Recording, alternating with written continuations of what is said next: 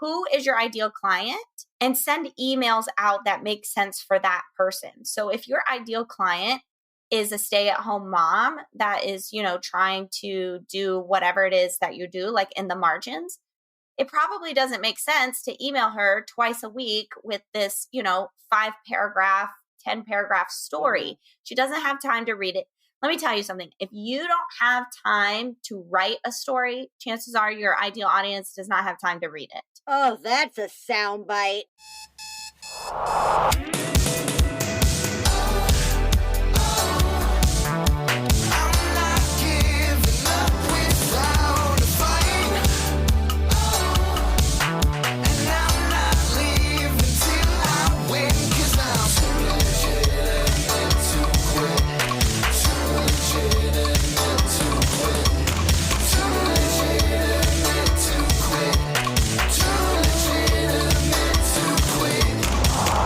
Welcome to Too Legitimate to Quit, instantly actionable small business strategies with a pop culture spin. I am your host, Annie P. Ruggles, and my guest today is the stupendous Liz Wilcox. Liz Wilcox is an email marketer on a frickin' mission to help more businesses package up their magic and sell through email. She's also a walking 90s pop culture encyclopedia. So clearly she was born to be a guest on this podcast. Liz Wilcox, we just met, but I feel like I've known you for 1,000 years because you showed up for this interview in a Simpsons sweatshirt surrounded by NSYNC posters. I am so excited to ask you this question. What do small business owners need to focus on this very week? I think we all need to focus on keeping things simple. I mean, we're recording this. It's October 2021. Oh my gosh. How hard has life been? I don't know about you, but I could spend hours on Instagram and TikTok talking about how depressed I am and maybe I have ADHD. Who knows? I just keep seeing all this content from people like millennials about like, oh, everything is hard. It's hard to get out of bed. Even this morning, I have a 6-year-old daughter and I'm fostering another 10-year-old. And this morning my alarm went off and I couldn't get them out of bed. And I said, screw it. I'm just going to let them sleep and they can miss 2 hours of school. Like they clearly need to sleep. Yeah. And so I think as business owners, we need to, just like we're getting this advice to, take rest or, simplify our personal lives. Mm-hmm. I think we need to do the same in our business. I think there's so much content out there pre-COVID about, take my 10-step system and, follow my 6-month program and all of this. And it's just too complicated. I found that in my 5 years of business, I always tell people now, like, I'm a 2-step chick. If it takes 3 steps, I'm out. And because my personal life is so, crazy, especially right now in this post-ish COVID world, like I have to keep my business super, super simple. And even when I was starting my business, I was living in an RV without internet. And so I had to keep things really simple. And so what I hope to bring to the table today is some motivation, inspiration, and some maybe even actionable steps to help you build a much simpler business. I also just want to call out what an amazing mom you are, that you were let my kids sleep. I know that's not the point of this episode, but my parents listen to this show and I guarantee you, hi mom and dad, y'all never, ever let me sleep in and just had this fabulous, well, obviously she needs sleep. So commend you, Liz. I'm bowing. A, for fostering. That's just incredible. Not that having your own kid isn't incredible, but also just way to take what you're learning for yourself and apply it to your kids. This is not a parenting podcast, but I just thought that was really freaking cool because Thank you. That also speaks to how we can nurture our communities, right? Like keeping things simple. One of the main things that I see all the time is just intense overwhelm on every layer of entrepreneurship. Whether people have been doing this for 5 years like you or 10 years like me or 2 days or what, maybe they went into this because they got laid off during COVID or what the frick ever, right? But there's this idea of the world is nothing but opportunity, but a lot, it's like Minesweeper, right? Like there are so many options, but every other option is going to screw me. So I just have to keep clicking and hoping, I guess. And we all have that kind of feeling of it's all so fragmented and options and options and options. And you're saying, listen, you don't have to build more, go deeper on the simple things. And I really freaking love that in an era where bells and whistles are still so highly prioritized, because you're totally right. If you give me a 10, I don't care if it's a listicle on BuzzFeed. If there are 10 items in that, I'm going to read the first 3. Actually, no. Right. Knowing myself, I'm going to read the first one, number 7, and the last one so that I can say I properly skimmed. Right? Right. But what I need, what's going to move the needle for me is a direct, swift application of a problem. Yes. And I feel like in a spider web of all of this interconnectivity, that's not going to happen. The problem's going to get lost. So how do we simplify? How do we know what to grow and what to let atrophy? Yeah, that's a really good question. And of course, I just want to caveat, like, your business better than I do. Like, don't, everything that I say, this is just coming from the Liz Wilcox lens, right? So I want you to, think of it for your business, your personality. Like, you can't see me right now, but Annie described me like I'm kind of loud and proud. So a lot of the things that I do might not be applicable for you, but I think when I was starting out in my business, I didn't have a lot of space to do that spider web thing that Annie was talking about. And so I really had to, as I'm listening to podcasts like this, watching the webinars, what it was that underlying theme that all these people that were doing the thing I wanted to do, what was that? And for me, I noticed everyone was saying email marketing. I wish I would have taken my email list more seriously. I would have been a millionaire by now. Or, I would have been a millionaire a million times over if I would have just, taken that seriously. And so when I started my business, I wanted to travel the country in an RV with my family. And so I started as a business. It was a blog. It was an RV blog. Guys, I had never even traveled before, but I was going to start this RV blog, right? Like the audacity but of also it. Perfect. You were untainted. Yeah. And so I just started this email list, and in the email list, I just kept telling people, this is going to be my business. This is going to be how I make money on the road.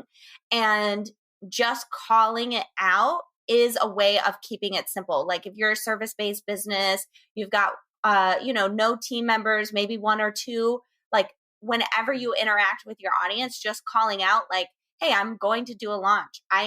I offer these types of services, and just calling things out. Suddenly marketing becomes so simple, right? Like suddenly it's not this, oh, how do I, I find a lot of copywriters and other email marketers they're always talking about telling stories. I don't know about you, but English was hard in school. Telling stories, you've got to have the 5 paragraphs and the intro and the conclusion.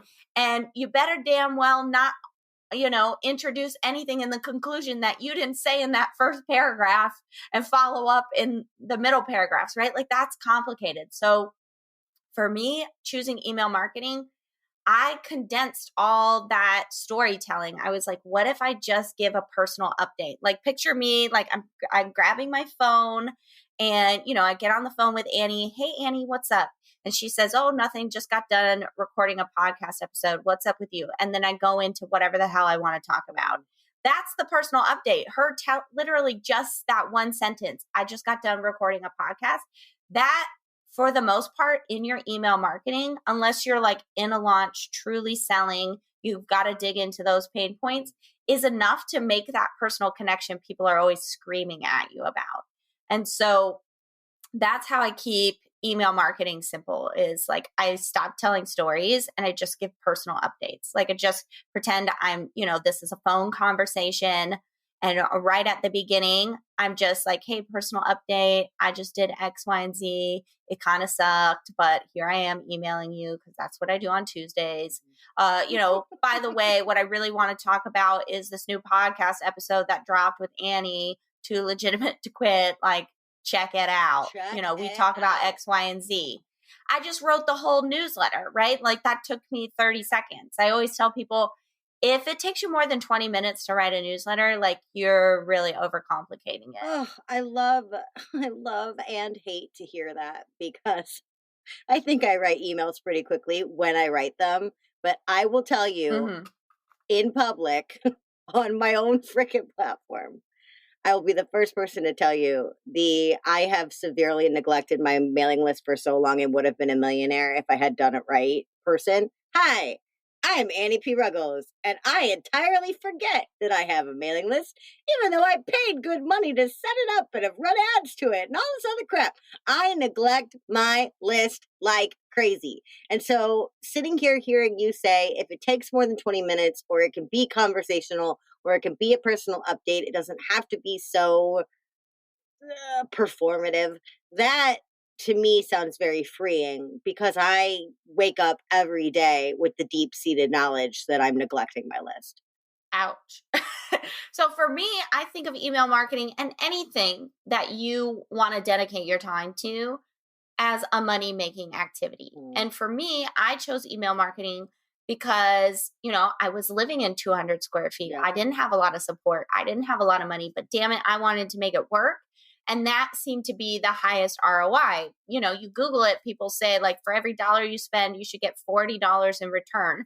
Of course, that's only true, if you're consistent with it, you're sharing in a relatable way, things like that. So think about your ideal audience, right? So you're, whatever kind of business that you have, you're a copywriter, web designer, whatever, who is your ideal client?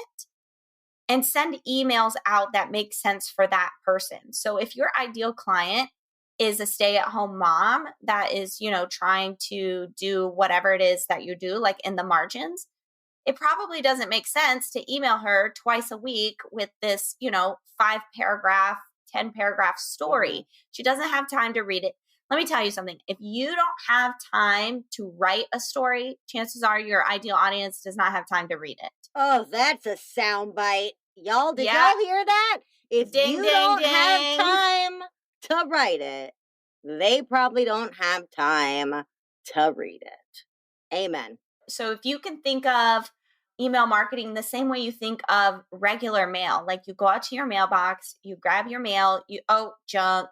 Oh, that person moved 3 years ago. Oh my gosh, Annie sent me something. I'm going to open it right away. It's the same in the inbox. It's the same when you open your Gmail, like, oh gosh, I thought I unsubscribed from that. How did this person get my email? Oh my gosh, Liz Wilcox, she's so funny. I'm going to open that one, right? So think about how to keep email marketing simple is just think about that and then just go do that. You said the scary U word, Liz. I got a little scared. You said that unsubscribe word. Oh, you know what? This is what I think about unsubscribes. So the longer I'm in business, the more I fine tune my brand, right? Like you can't see me right now. I've got this headband. I actually just got a haircut yesterday because I felt like my hair was too long for my brand. Makes sense. Like my hair was getting people know me for my headbands. This is actually my third business. And when I sold my first business, they literally put in their shop headbands like in memorandum of Liz Wilcox, and so like it's a thing. And so my hair got so long that when I would wear a headband, it looked like I had a mullet. So I was like, okay, the hair's got to go. It's not part of the brand. But I mention all that because the more you get into business, the more you brand yourself, the more it becomes fine-tuned, the more you attract the right folks, right? And so think of unsubscribes as you're just fine-tuning fine tuning. Like you've got this block of marble, right? You're an artist and you're chiseling away, and those flakes are I just called your unsubscribers flakes. I mean, they might be. We don't know. They're unsubscribers. And you can't be for everyone. And I know you've heard that advice. I'm not the first person to say it. But when you think of email marketing as a money-making activity, when you think of it as every time I send an email, I'm making my brand stronger, I'm attracting my ideal person, those unsubscribes, that will feel like a blessing rather than a curse. Like, oh gosh, I spent so much money building my list, or I spent so much time building my list. It's like, well, if they're not going to pay me, they need to get the hell out of here. That's true. So don't be afraid to be bold. Of course, you don't have to share things you don't want to share. I think the opposite of bro marketing is to just explode with your emotions. And I don't think that's the right answer either. There are some things I hold really close to my chest and I would never email my people about. I would never tell them about. But, I am a real person. I am fine tuning the brand. Like if you're obsessed with the Backstreet Boys and I mention Justin Timberlake one more time, you're gone. Like that's okay.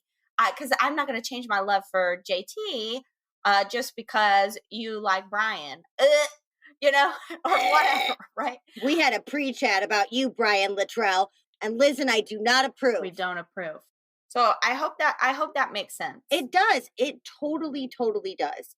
Because you're right. It's unsubscribes are your list's own way of curating itself to reach the right people and only the right people. And so, I went through this whole phase once where I was like, if I'm having fun with my emails, that's all that matters. Like, let's just try and see how that goes. And so I sent a poll out. And at the end of the poll, when you clicked it, in order for me to like tag it or segment it or whatever the crap I was doing, I sent them to a bunch of different raccoon videos at the end because I needed to point them to something. So I just sent them like raccoon videos on YouTube. And most people sent me emails back being like, I cannot believe I just watched 8 minutes of a raccoon eating chips. Like, I couldn't stop watching it. Thank you for brightening my day. Like, I got a lot of that. And it's like, another one who knows me was like, Annie, your obsession with raccoons is really weird. Like, whatever. I got an email that was like, this is the most unprofessional, disgusting email I've ever received. Unsubscribe. And I was like, the email was really good. I just link out to a raccoon video, like take a little breath. But that really upset me. That really upset me for infinitely longer than it should have. I think I held on to that for more than a business week. Like, and I think it kept me quiet for a long time. But what's weird about it is that I focused on the one loud unsubscribe instead of the 10 people who were like, oh my God, I did not ever realize that a raccoon eating chips was something I needed in my life. Thank you. Yeah. And if you hear what Annie is saying, she's still talking about it. And so this is something I wasn't planning on talking about. Let's talk about those nasty emails that we get sometimes, right? When we do the thing Liz just said and we try to be a little bold and somebody, smacks us in the face and says, no, stay in your lane, or you're unprofessional, or you suck. And so I find, and I can correlate this to real life bullying. Like let's think about the 1950s, the 1960s, bullying, even the 80s and 90s, how we grew up, it was like, oh, kids will just be kids, right? And then there was this wave in the early 2000s, what do you call them? The 2010s. That sounds so weird. Where it was like, no more bullying. We're done. We're sick of this, and now it's lessened. I find it the same online. There's online bullying, right? And what is the typical advice? Delete the comment, ignore it, delete the email, unsubscribe them, blah, blah. No, I honestly, like, this is where some people, I might lose some people, but I'm not going to absorb that energy. If you come at me, I'm biting back. Like, now, if you come at me and you say, oh, Liz, I don't like your framework. I don't like that you, relate marketing to boy bands. Like, okay, that's a personal preference. But if you come at me and Liz, you're a bad mom. You should, stay in the kitchen. You should, you're stupid. Something like that. I bite back because I think it's the same as real life bullying. Why bullying was such a thing, rampant in public schools, and now it's not as much because we said, no, I'm not going to take this anymore. Yeah.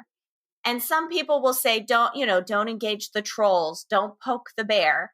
But for me, and Annie just gave a great example, if I don't say anything back or if I just delete it, I'm absorbing all that energy inside of me. And so I'm the type of person, I have to come to my own defense. And so like one time somebody wrote, I've never told this on a podcast. Somebody wrote me and they said, Liz, I can't begin to describe to you how stupid you are. Oh! And that was it, dead stop, right? Send. And so I wrote back, I said, I can't begin to describe to you what a see you next Tuesday you are. Yes, girl. Yes. And it was a man, yes. His name was like Rob or Lan, it was clearly a man's name. And I kind of recognized his email. So I looked him up in my ConvertKit account, and this person had been on my email list for almost a year and had opened and clicked on every single one of my emails. So I was like, okay, Rob, so he comes back. Oh my God, you're crazier than I thought. I'm going to put this on Twitter and you're going to be done by Friday. This was Sunday night. And I'm like, even Donald Trump, at the time, our president, like, can say whatever he wants and he's still president. Like, you're not going to destroy me, just some lady on the internet trying to make a dime. Especially because you'd have to out yourself as an asshole in order to give context for that story. Like, okay, Rob, if you want to tell the entire internet that you came after a women-owned business, go ahead, Rob. Go ahead. Cute look, Rob. Annie, you're so right, because that's what I said. I said, I hope you post it because someone defending themselves against unfairness and meanness will always win in the end. So please post it. It's so wild that you brought up bullying in relation to this, because I'm not a parent and I try not to like make parenting guesses or anything like that. But I do remember once, a really long time ago, a friend of mine's kid that I super, super love got in trouble in grade school because he was being bullied. And so he threw a chair at the bullies and he got in trouble. Not the bullies. He got in trouble because he threw the chair. And I talked to his mom and his mom was like, honestly, it was kind of like fake it in front of the school and tell him not to do it again, but then go home and be like, good job, kid. Like, because I would have chucked the frickin' chair. I don't think I would have as a kid, but I would now. And that email that you sent back was definitely you throwing a chair when a chair needed to be thrown. You get to a point where you can't take it anymore or whatever. Right. And I think when you suppress those emotions, and I'm not saying everyone needs to go out and start cussing at their audience when they disagree, but if you are ever being personally attacked, I think it's okay to say like, hey, you're personally attacking me. And I've done that with people who have emailed me saying things and I'll just email them back. Okay, so this is probably a better response than see you next Tuesday, right? I usually say like, would you, like, hey, I'm just emailing you. I think you were being a jerk. Would you actually say this to me face to face? If the answer is no, I just want to ask you to evaluate why you sent that to a stranger on the internet that you signed up for to get emails from. And have read every single email from for a year, Rob. Right. So that's usually my response. So take that one. The other one, use sparingly, kids. Use sparingly. But, if you got to use it, you got to use it. But I think I love the way that you've talked about like not taking on that energy, because we started this episode talking about simplicity and agility and lean and all these things. And taking on all that emotional trauma is not simple. It is not lean. It is not productive. It's very disheartening. And so, to say, I'm not going to take that energy on, but I am going to stand up for myself, I think is a really good framework, right? Like do best by yourself in order to make sure people know that this is not how you treat people and this is certainly not how people treat you. But then also at the same point, beyond that, like, move on with your day. Don't take that emotion on because you have people that want to hear from you.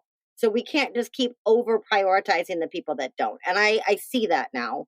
Thank you for opening my eyes to that because I have cried over many an unsubscribe. And I've been doing this for 10 freaking years. Like, that is ridiculous. I need to sit down for another dose of Liz Wonders these days. But what do you think? I want to talk to you more about that idea of simplicity and how we can use our needs, our boundaries, our emotions to choose what's essential and what's not. What's coming up for you when I say that?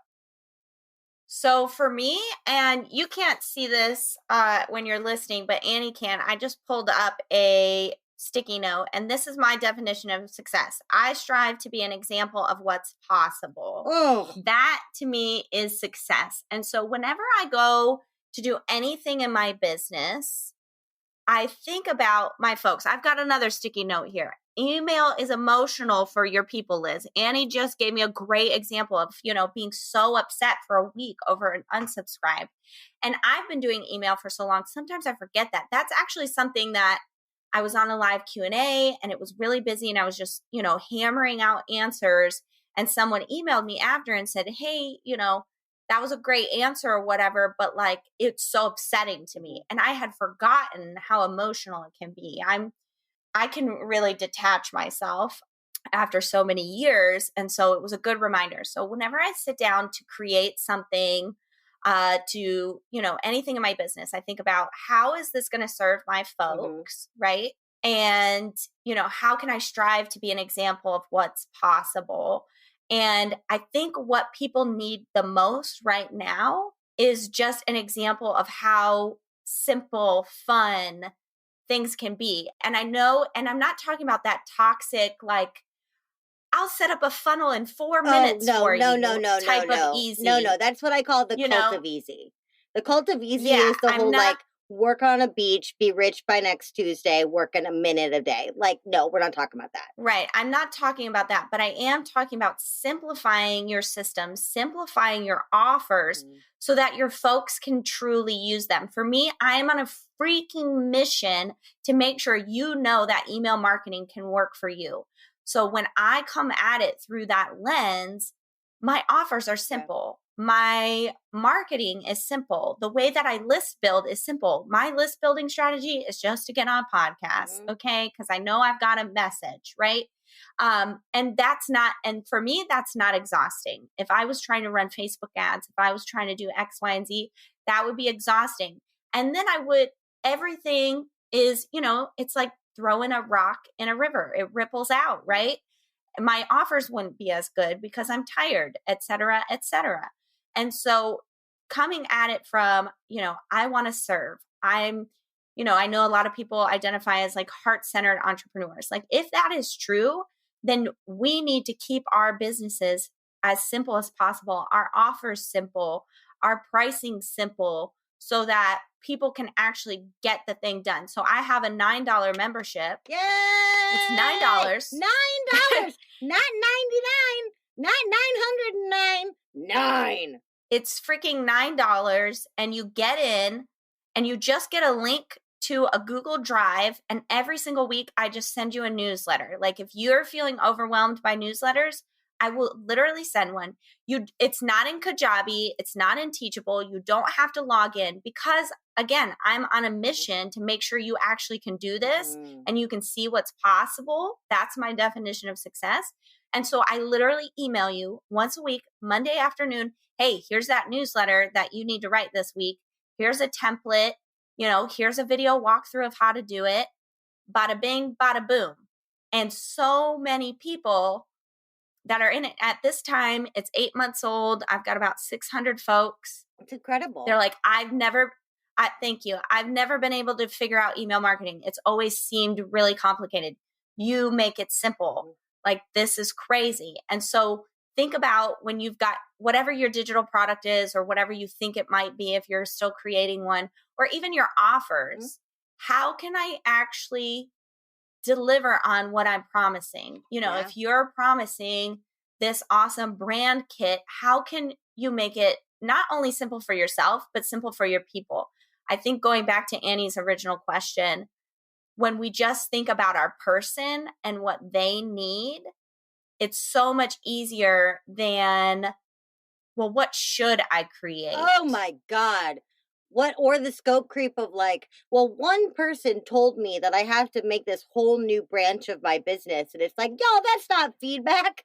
Whoa, whoa. But you brought up pricing, and I love that, because when your pricing is simple, people get it. And also, you know, and that's simple at high ticket or simple at low ticket. If you're allowing your offer and your pricing to both be simple, then the math is understandable, then the value is understandable. And I think a lot of people sort of lose that, or pull away from that idea of that price point has to be understood. Right. But in the end, in the aspect of you, what's really funny about you talking about this whole thing about like keeping it simple and how much easier that is to grasp is that in 1 week, you were like everywhere in my world. Like Liz Teresa and all these other people were like sending me messages being like, you need Liz Wilcox on your show. And she's got this $9 membership. Every single person said $9 membership. Every single person said email marketing. And every single person said InSync. Like, and I heard about you from like 15 people. Like, if that's not a clear brand, if all of these people that I know from all of these different, and yes, we're all in the same product ecosystem and blah, blah. But if in 1 week I'm getting hit up by multiple people in my network that don't even know each other saying $9 email membership, InSync, Liz Wilcox, you need it. Like, how much, what better evidence of that clarity and simplicity could there be than the own example I got by meeting you? Because you were everywhere instantly with complete clarity. I love that. So I'm going to do a fabulous thing that I've been waiting to do this whole time, Liz. And I'm going to ask you, 80s baby to 80s baby, I'm assuming. What the heck does any of this have to do with the boys of InSync? So this is actually a perfect segue. So as a listener, I'm sure, you know InSync. If you haven't, Google them right now. It's star NSYNC, and they're a boy band, from the late 90s, early 2000s. Bye. It's going to be me. And so when I was setting up my brand, so this is my third business, and my first business was the RV. I had this RV blog, and I was known, and Annie, swallow your coffee you just took a drink out of, because I was known as the RV poop lady. Yes! And so that just makes me love you even more, Liz. I just keep falling more and more in love with you every time you open your mouth. Tell me, RV poop lady, how did this happen? Sure. My very first product was a book about poop. Well, really, it was a tale. It was called Tales from the Black Tank, and it was a collection of hilariously crappy RV stories. So if you're not familiar with RVing, the Black Tank is where your sewage goes. And so I had branded myself as such, and I actually started getting recognized at campgrounds as the RV poop lady. What a dream. It actually was a nightmare. That's why I sold the business. I have a master's degree in leadership. I'm a really smart lady, and I actually, in my personal life, don't care to talk about bowel movements. So I had pigeonholed myself into this brand that, it was me. Like, obviously you've listened to 45 minutes or however long we've been, I've got a sense of humor, sure. But it was just, it was time to move on. And so when I was thinking of the new brand, I was thinking of the people I wanted to talk to, again, remembering who am I serving and what is going to make a quick connection with these folks. And I realized, oh my gosh, I love InSync. I had just fallen back in love with them like maybe a year or two before, and I was started to like collect memorabilia. You can't see, but I've got 3 posters in the background. It's magnificent. I'm wearing JC Chazet earrings. I've got Tell a Joey them why. Fatone. Tell them about your earrings. Oh, the earrings are like when I want to slay the day, I wear JC Chazé. Okay. We love you, JC. Come back to us, baby. We're sorry. Right. So anyway, it was all about like, I want to make a quick connection. And just like Annie said, she just proved everything. Like I was like, yes, my plan is working. When people think of my brand, or I want people to think of my brand, even when they're not thinking about email marketing. So you're in the car, suddenly an NSYNC song comes on. You're thinking about Liz Wilcox. Suddenly you're thinking about, oh my gosh, did I send my newsletter or not? You know, when you're in the drop-off line to drop your kids off, or you're at Target picking up shampoo, you know, maybe they play just like Annie. You know, if you heard MC Hammer on the radio, suddenly you're thinking about Annie, right? So that it was part of the branding, and also the way Annie was talking about, oh, I had 3 people, you know, Liz Wilcox, membership, NSYNC, you need her on the podcast. Like all of that, I've learned like looking at NSYNC and One Direction and BTS and, you know, O-Town and all these boy bands, like they're great marketers. Yeah. Oh my gosh, are you kidding me? I mean, BTS is a freaking phenomenon. If NSYNC would have had the technical capabilities that BTS had, I can't even imagine. I don't know much about BTS other than they're huge right now. And now they're speaking in English. So they must be like absolutely like superstars. I'm still living in 1999. They're really good masters of using their platform for good and also for hijinks. So like they used their TikTok to buy out a Trump rally so that it would be empty. Oh my gosh, I didn't know that was a boy band. I remember that. Oh, that's BTS, baby. They're not even from this country. And they're like, hold on.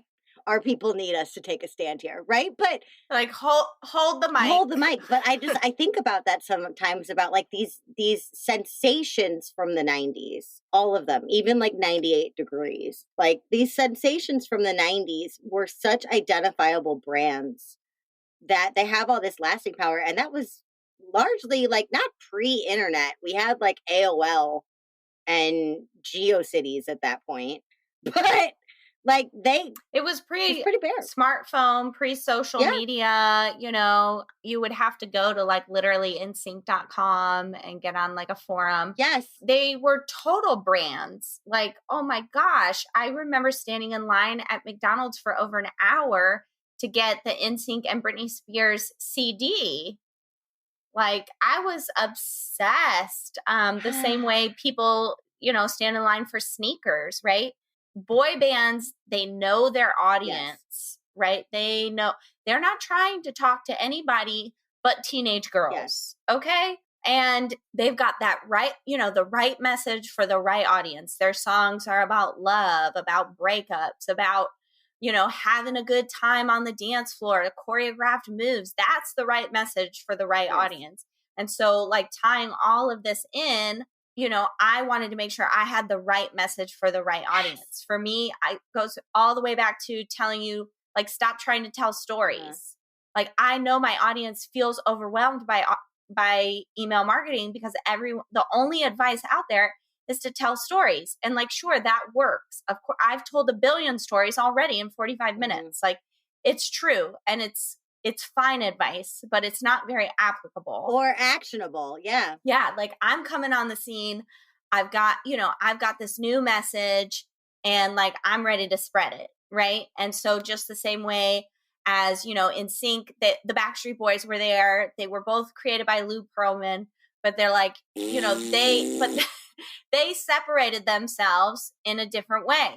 You know, that's what you got to do. You might be, you know, oh, I know there's a bunch of web designers out there. There's a bunch of healers. There's a bunch of this. But if you've got your message down, then you've just got to go find your people. That's such a powerful point because literally all those boy bands were built with the exact same recipe.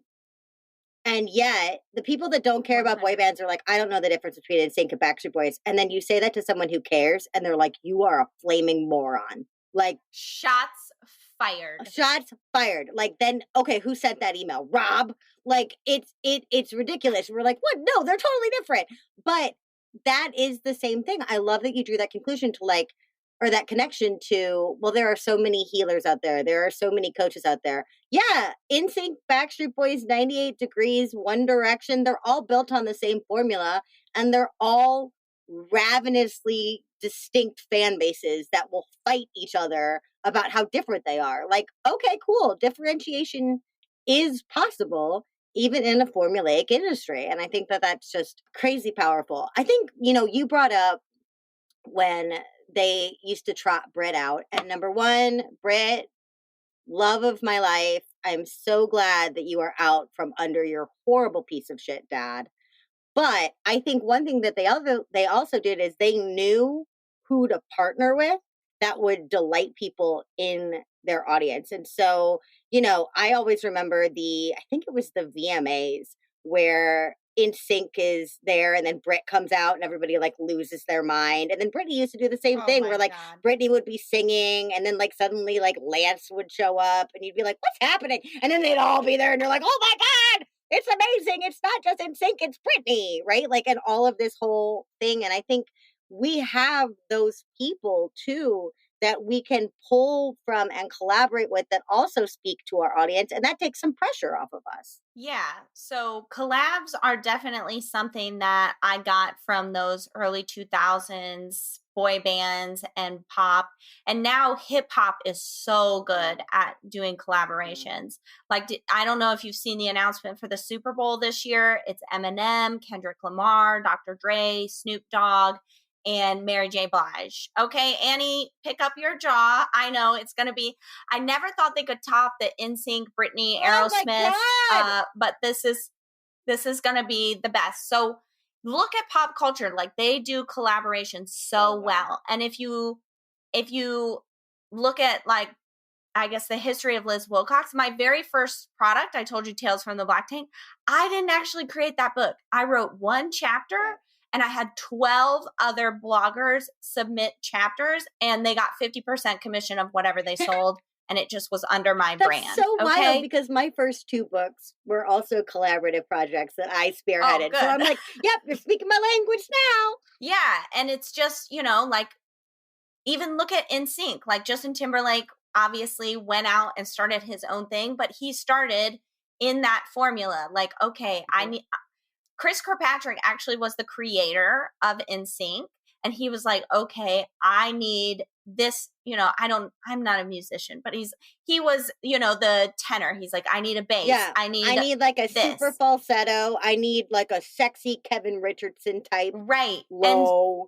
And then he was able, they all went and did their own thing. So like, if you're even thinking about, if you don't have a product yet, or you're thinking about your next product, like, why not do it with people and share your audience? Like, that's awesome. Yes. And then the challenge in that is keeping it simple, right? So not letting the collaboration turn into scope creep, not letting it snowball into some giant thing. Like, you're there to solve a problem, keep it simple, keep it lean, but still you can bring in others without overcomplicating the situation. Like, if you want to do a summit, maybe just do a one-day summit and just have 5 other speakers. What? Is that something you've done? As opposed to like 50 speakers. Like, you said your first collaborative book had like 12 people. My first collaborative book as a chronic overcomplicator had 50. And I think the next book had 60 because I'm insane. Wow. But that was also like 7 years ago. I think I've gotten leaner since then. I think I've gotten less afraid to be simple since then. Yeah. Even what I've been doing lately are like paid live trainings. And so it's like, hey, Annie, can you come in and talk about X?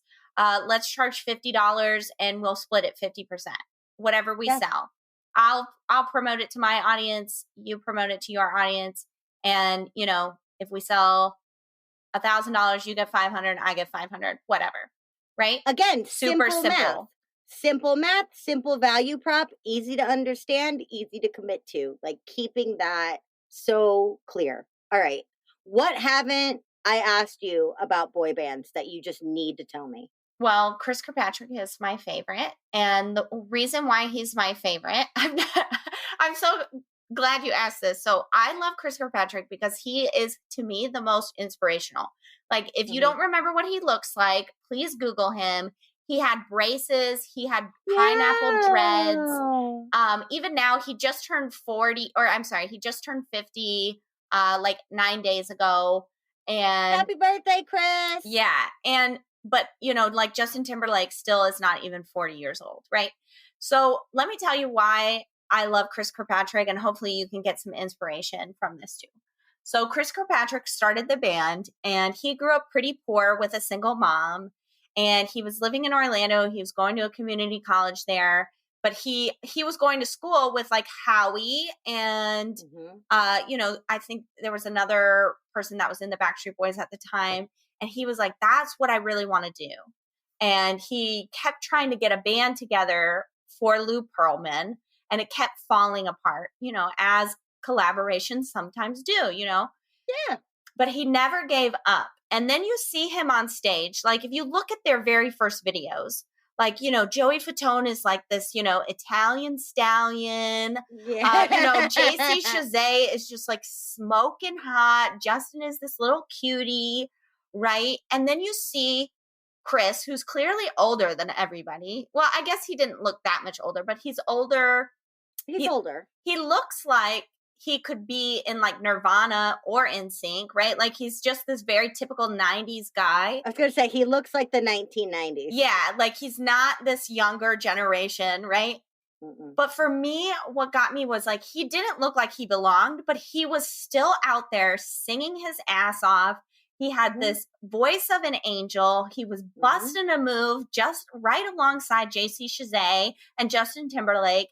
And he owned every second of it. Yep. And for me, when I grew up, I was the outcast. Like people didn't like me. I was like gross skinny.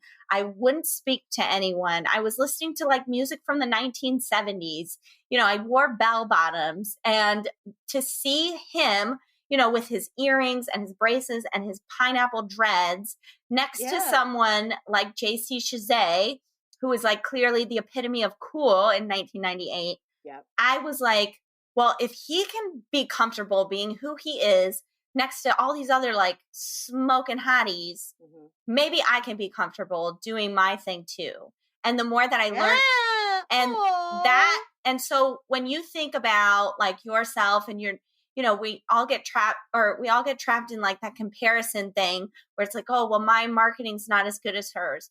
I don't have a cool headband like Liz. I don't have, the resources that healer has. I don't have the technology that web designer has.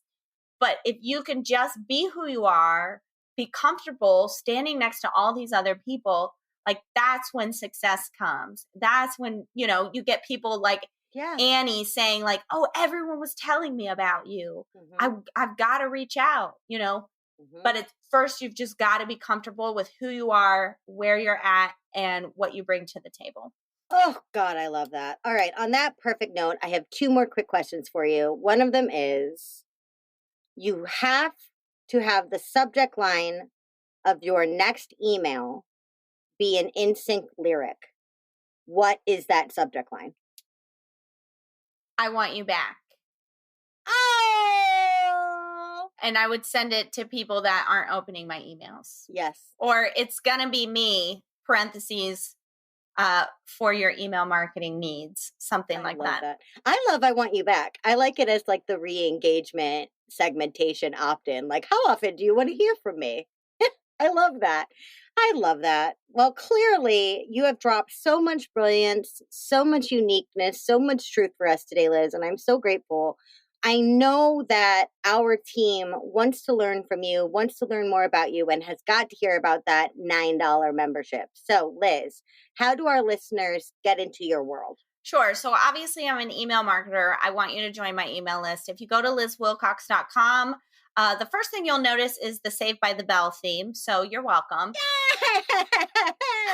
The second thing you'll notice is in the top right-hand corner, there's a hot pink button. It says free email swipe. So if you are one of those people that just feels really overwhelmed and you're not sure how to even like start getting people on your list or, like how to welcome them, I've got an entire welcome sequence. I've got 3 newsletter examples and 52 subject lines. You can sign up. You can get all that for free. Because I mean, like I said, I really am on a freaking mission to make sure you know how to make this work for you. And you can get started really quickly. Like I already wrote the emails, the strategy is already in place. Like just take out my InSync love and put in whatever you want to sprinkle in. If you are interested, if you already are building your list, you think, oh, well, I just need to be more consistent. I do recommend getting in the $9 membership. Like I literally write a newsletter every single week. It comes with a skeleton outline for you to see what the heck's inside of it, a template and 2 swipes. So 2 A+ examples of what this could look like for different types of businesses. Sometimes I'll write it for like, this is for you if you're a food blogger. This is for you if you are a web designer. This is for you if you're an e-commerce. This is for you if you're, a grief coach. Like I do 2 different examples every single week. It's $9. You can get in, try it out, see if you like it and cancel if you don't. I'm not going to charge you again. You just got to say, hey, this isn't for me. I mean, I'm signing up the second we hit stop. So, Amen. Listeners, I encourage you to do the same thing.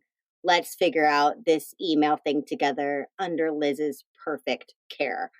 So that website again, Liz, was LizWilcox.com. In the top right-hand corner, you can get those free swipes. Or if you want to join the membership, just click the Get DIY Help. It's the first product right there. And also inside the membership, I forgot to mention, I do have a list building training and an email staircase training, which is my framework that takes you from follower to customer in just 2 easy steps.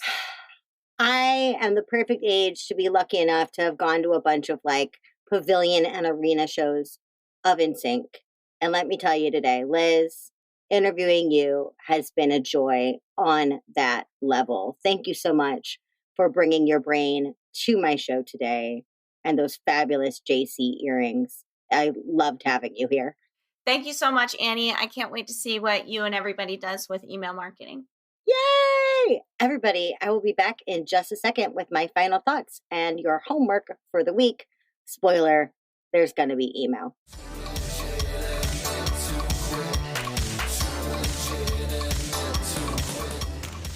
Well, hey there, listeners. You know what? I changed my mind. Your homework this week doesn't involve any emailing unless you choose for it to. Instead, I'd love us both to focus on one of the other major truth bombs that Liz dropped. That we all have a wild tendency to overcomplicate things in our businesses. Listen, our intentions are good. Lean into our uniqueness, over-deliver, leave the competition in the dust, rock the client's socks off. But that's sort of like going to a froyo place and putting every single topping on your frozen yogurt. The flavors clash at first and at best, but ultimately blend into sort of an overwhelming, indescribable blob. It gets away from you. Plus, all those toppings drive the weight way up and therefore the price. It's simply too much. No judgment here, y'all. I have built so many products, programs, and campaigns like this. I have spent hours pacing the floor and dreaming up more, instead of focusing on the simplicity and the power of what I can provide. And the result was more stress for me, more confusion for my clients, and more objections from my prospects. This week, our homework, as I said, I'm certainly joining you, is to simplify one of your marketing campaigns, products, or pieces of writing. What feels bloated or heavy-handed? How many times are you saying the same sentence different ways, barely? What special perk are you bending over backward to deliver that your client doesn't really care about or maybe even notice? How can your brilliant brain flow into a streamlined process? And how can we all keep our eye on the prize? Personally, I'm looking forward to the extra space this will create in my business. I just signed up for Liz's membership, so who knows? Maybe this time I'll actually send a damn email.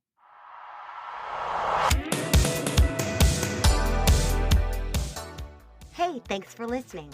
Too Legitimate to Quit is brought to you by the Non-Sleazy Sales Academy and me, your host, Annie P. Ruggles. Listen, we talk a lot about marketing on this show, and that's because I fully, earnestly believe that every dime and every moment we spend marketing is totally worth it unless we turn around and sabotage ourselves at the finish by refusing to sell and sell beautifully. Why?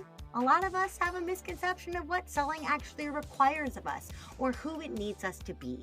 Please give me the opportunity to help change your mind at www.nonsleazy.com. That's NONSLEAZY.com. Big shout out to the fabulous dudes who helped make this show what it is. My producer and editor, Andrew Sims of Hypable Impact, my composer, Riley Herbasio, and my show artist, Francois Vigneault. They're all fabulous, and I'd be glad to introduce you. Until next week, just do your best. And remember, you're too legitimate to quit.